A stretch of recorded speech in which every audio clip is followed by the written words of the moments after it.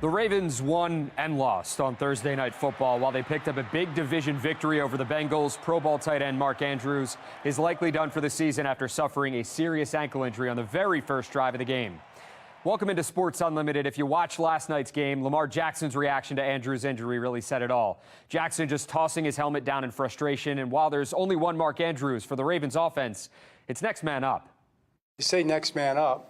It's not just the next player in that position. It's all the men. It's all the players stepping up and filling that. To replace a player like Mark Andrews, it's going to take everybody. We're going to build chemistry, and it's going to be like, I don't want to say it's going to be like Mark not there, but he's not going to be there, because it's a season and injury. But those guys are going to step up. Andrews not the only big name likely done for the year. Bengals quarterback Joe Burrow left last night's game with a right wrist injury. Well, it's worse than originally expected. An MRI revealed that Burrow suffered a torn ligament in his wrist and will undergo season-ending surgery. Backup Jake Browning will be the team's starter for the foreseeable future. And could Joe Flacco be making a return to the AFC North? The former Raven reportedly worked out for the Browns. This is coming as a result of Deshaun Watson's season-ending shoulder injury. It would be really weird to see Flacco in a Browns uniform. After dropping back-to-back games, Maryland basketball faces its toughest test of the year. Find out if the Terps can take down number 21 Villanova. That coming up on the late edition of Sports Unlimited. Mackenzie. Rocco, thanks. We want to see how you are cheering on the Ravens this season. Scan that QR code right there on your screen or head to foxbaltimore.com/chime in, where you can upload your photos and videos. It's all powered by Stackla. Get ready for a big cool down this weekend, all behind our latest weather maker, a cold front. That front will lead to showers tonight, but tomorrow, nice and dry. We'll start the day with clouds before sunny skies by the afternoon, 59 and breezy, then 60 on Sunday with plenty of sunshine. However, after that, we're looking at cooler temperatures as we get closer to Thanksgiving. I'll let you know what you can expect for the upcoming week and the holiday and my full forecast in about 20 minutes. Back to you. Coming up on Fox 45 News at 6, Baltimore police releasing body cam footage of last week's deadly police-involved shooting, the unanswered questions that still remain about the suspect. And Congress avoiding a government shutdown, but the bill does not include aid for Israel or Ukraine. The calls from the country's top leaders tonight for help from the U.S.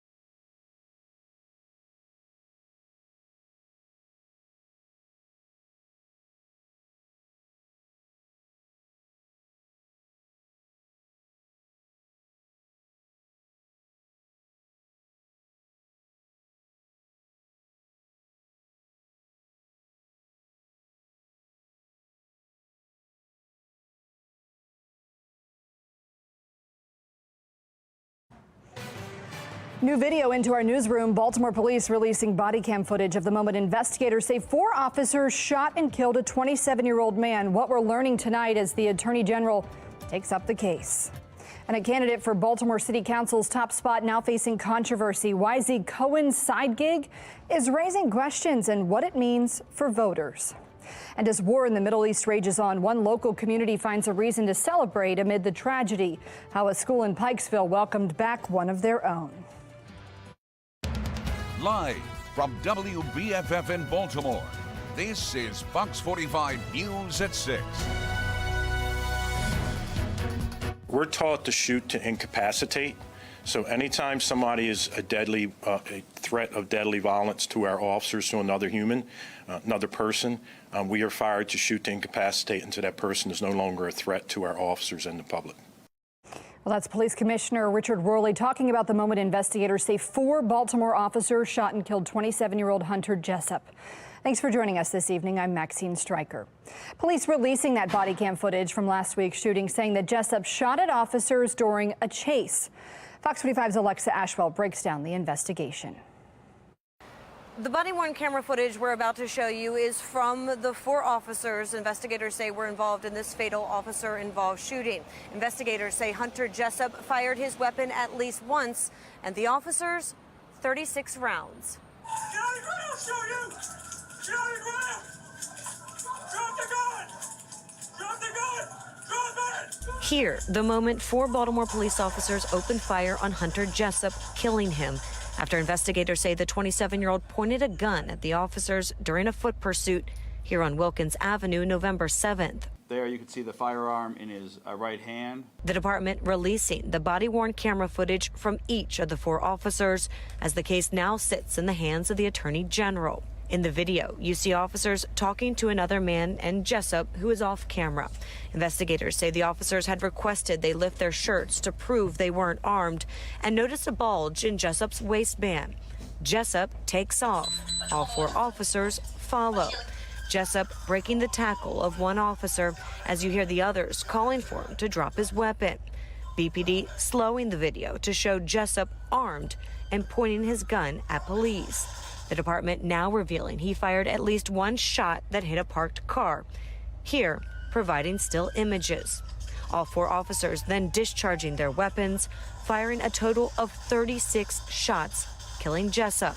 The commissioner questioned on this amount. We're taught to shoot to incapacitate.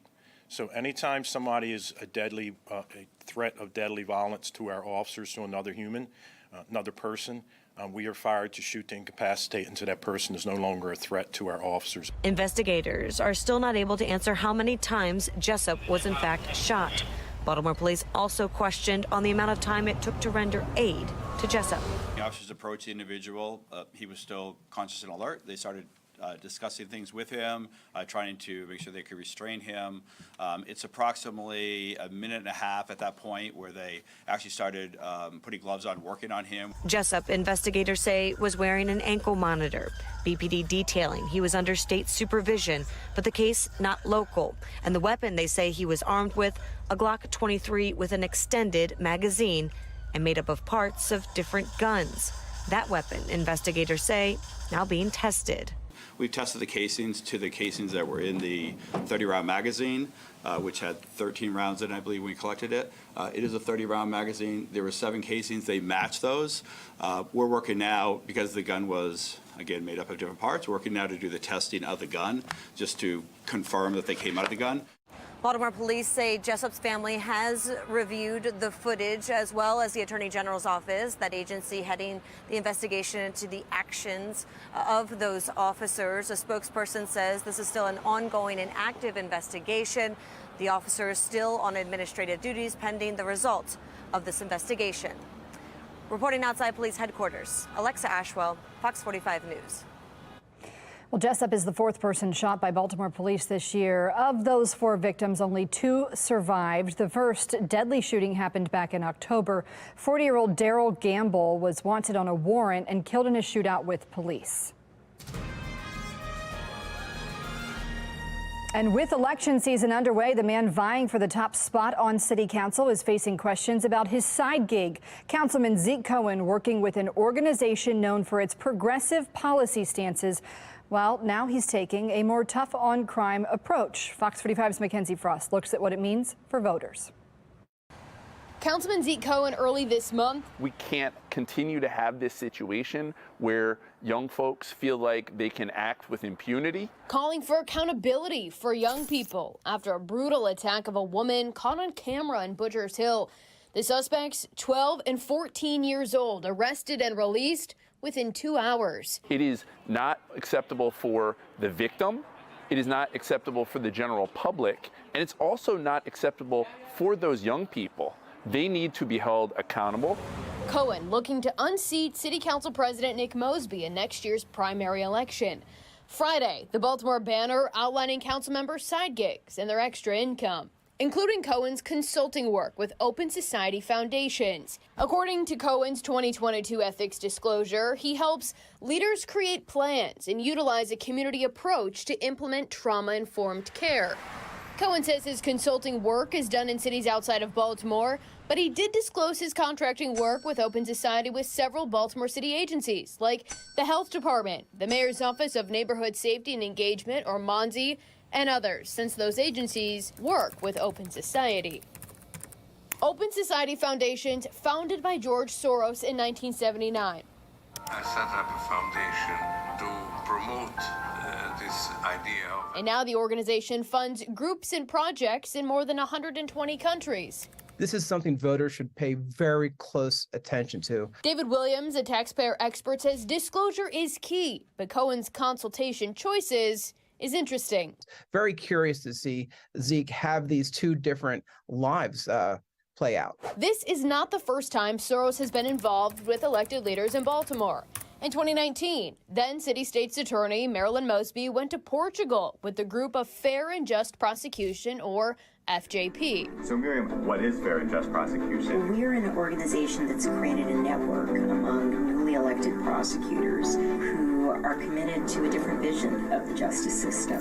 When she came back, her office told Fox 45 News she was no longer prosecuting drug possession crimes.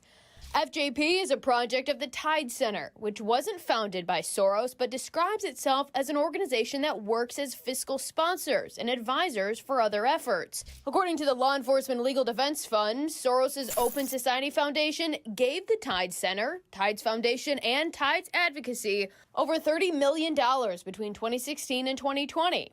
Councilman Cohen telling Fox 45 News he is proud of his work, and people from San Jose, Savannah, Cincinnati, and Philadelphia have reached out to him to learn more about his efforts, adding he is, quote, proud to serve other cities who are interested in developing trauma-responsive practices, adding his experience has allowed him to learn what other places are doing to address mental health and bring that knowledge back to Baltimore. Mackenzie Frost, Fox 45 News. Well, the race for mayor also heating up with City Councilman Eric Costello coming out in support of former Mayor Sheila Dixon. He had sharp criticism for the current administration, calling for change at the highest level of city government. City Hall has reached a level of dysfunction that I never thought was possible, and our residents and our small businesses deserve better. We need proven leadership that can restore faith in our local government while creating a culture of accountability that will right this ship. And I believe that former Mayor Sheila Dixon is that leader. Meanwhile, Mayor Brandon Scott expected to officially kick off his re-election campaign tomorrow afternoon. Stay with Fox 35 for the latest updates on the 2024 election. You can find all of our past coverage right now on our website at foxbaltimore.com. Breaking news now, former First Lady Rosalynn Carter has joined her husband in hospice care. She's 96 years old, and former President Jimmy Carter, they're now together at home in Plains, Georgia. Earlier this year, the family announced she's suffering from dementia. President Carter entered hospice back in February.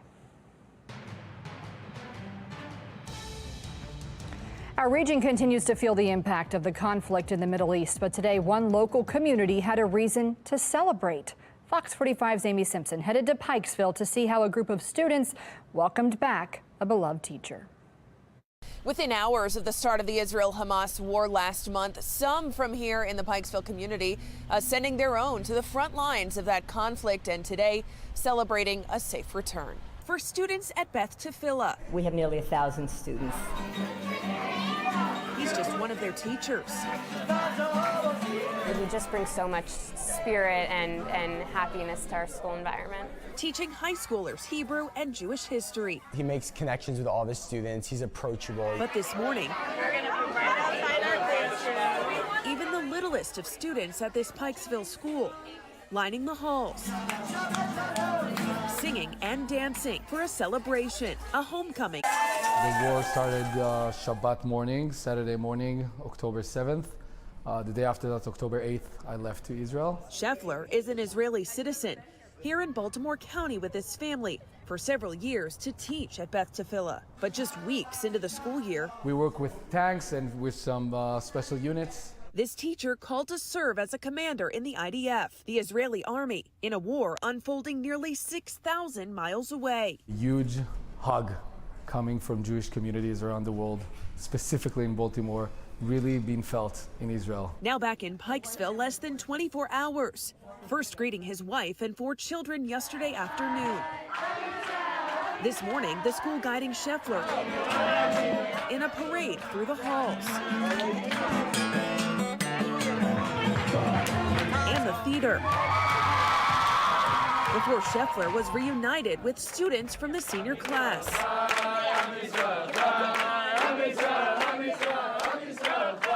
This is really one of the things I imagined while I was in Israel, knowing the huge support from all the students and staff and the clergy here. The reality of war tangible for these teenagers half a world away. And just knowing that he was going to go over and there was a chance that something could happen. There are classmates of mine whose siblings are over there serving right now. The leader of this congregation acknowledging the tensions of the war. There's a lot of people who are speaking out against Israel, and what they really don't understand is that Israel and the soldiers of Israel, they're people like Matan. But today, Beth Tefillah School focused on the safe return. We had substitutes filling in for the last few weeks, but we're really happy to have him back. Of one of their own. Thank you. I'm happy to be back. Scheffler tells me he'll continue teaching here in Baltimore County for another year. In Pikesville, Amy Simpson, Fox 45 News. Israeli and Ukrainian leaders putting pressure on Washington to send more aid. I'm Atrell Nishar on Capitol Hill with the debate about how involved the U.S. should get. And we're keeping track of our next weather maker. That's this cold front leading to rain around the region. We'll have showers tonight and then cooler temperatures. I'll let you know the timing of the rain and what to expect for the weekend in my full forecast.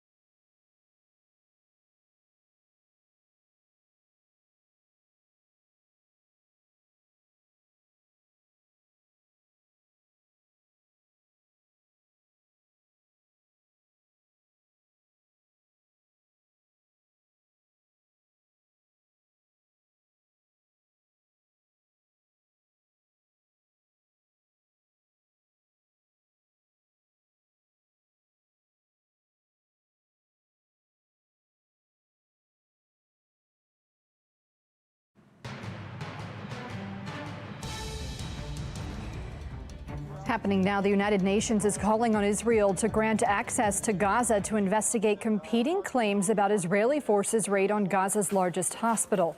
Israel has repeatedly said the hospital is being used by Hamas as a command center, a claim denied by both the terrorist group and medical officials. It comes as Israeli military officials say they found the bodies of 2 hostages near the hospital, along with military equipment and an alleged tunnel shaft used by Hamas operatives. Meanwhile, here in the U.S., lawmakers in Congress have gone home for the Thanksgiving holiday without a plan to provide aid for either Israel or Ukraine. Leaders from both countries are making urgent pleas for Washington to act quickly. But as national correspondent Atra El-Nashar reports, there's disagreement about how the U.S. should respond. There's no shortage of global security challenges from the Indo-Pacific to the Middle East to Eastern Europe, and Washington must decide if and how much aid it should provide. Please help us. We not ask send your soldiers. We ask continue to keep this support. Ukrainian leaders say they desperately need more assistance for their fight against Russia, and in Israel, I expect that all Americans who hear us now understand this, to back Israel. In an interview with Punchbowl News, House Foreign Affairs Committee Chair Michael McCaul said while visiting Israel, Prime Minister Benjamin Netanyahu told a group of lawmakers, "I need ammo, ammo, and ammo yesterday." In late October, President Biden asked Congress to pass nearly $106 billion to address needs of Ukraine, Israel, humanitarian aid in Gaza, and counter threats from China and strengthen U.S. border security. Senate Minority Leader Mitch McConnell agrees the global threats are intertwined and should be addressed as such. From adversaries like Russia, China, and Iran. Not all Republicans are on the same page. Republicans disagree amongst themselves about exactly how we should respond to the Ukraine question. Some eager to pass a standalone bill for Israel, holding off on Ukraine, arguing the U.S. has done enough.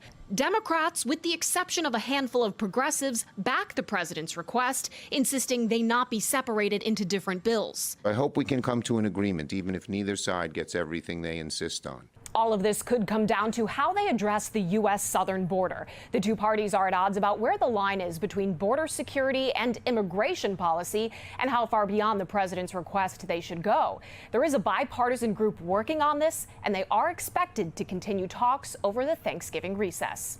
On Capitol Hill, I'm Atra El-Nashar, Fox 45 News.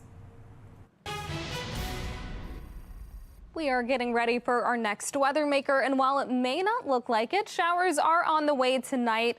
We are getting rid of the nice, warm, above average temperatures that we've had, and we're talking cooler temperatures, not just into the weekend, but into Thanksgiving week as well. 62 currently, already higher than what we'll see over the next 7 days. Mostly a few clouds over the city right now, but we are looking at more clouds and rain tonight. Around the state, we're mainly seeing those temperatures in the 60s, a little bit cooler over in western Maryland, where we're already starting to see those showers. Taking a larger look around the region, and you can see that cold front extends all the way south.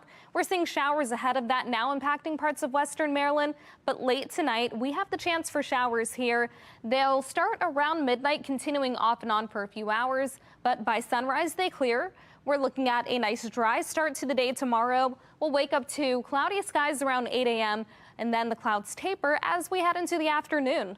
We'll have highs reaching the upper 50s and possibly the low 60s, but it's going to feel cooler and a little bit breezy at times. Then starting off on Sunday, again, waking up to plenty of sunshine. By the afternoon, it looks great with highs again in the upper 50s and low 60s, but it'll be a little bit quieter and it won't be as windy. We'll stay dry through Monday, and then on Tuesday, we have the chance for numerous showers around the region. After that, expect rain overnight and into the first half of Wednesday. The day won't be a washout, but if you're traveling on Tuesday or Wednesday, make sure that you are driving safely. We'll stay dry for Thanksgiving and Black Friday. Coming up, we'll have a look at the temperatures you can expect into the weekend and the holiday in the exclusive 10-day forecast. Back to you. Weather Window, presented by the National Weather Desk. As a wildfire burns in Western Virginia, crews take water from a viewer's backyard pond to help put out the flames. Check out these magnificent colors in a sunrise over El Paso, Texas. The best colors of the morning typically happen 20 to 30 minutes before the official sunrise.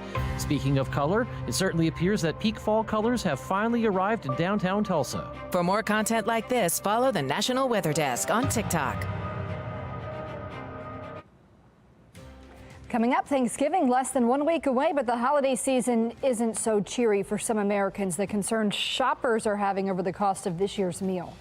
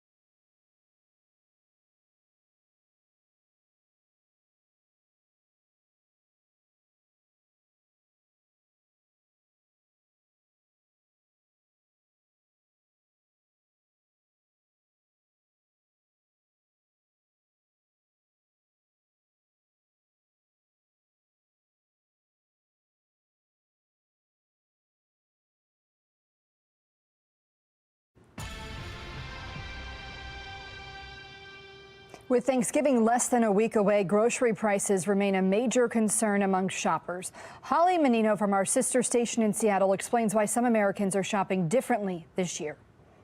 The holiday season is here, which means everything is starting to add up, and that includes groceries. When I walk into a grocery store, I do experience sticker shock. It feels like prices keep going up these days. FMI, the Food Industry Association, which represents the entire food distribution chain from the farmers to the grocery stores, just released its U.S. Grocery Shopper Trends Report.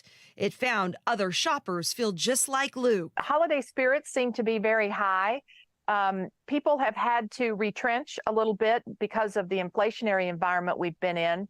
But we know that things are improving. Shoppers are also relying on special deals, including promotions in stores with special pricing. Exactly what Luke is looking for. And I'm always looking for the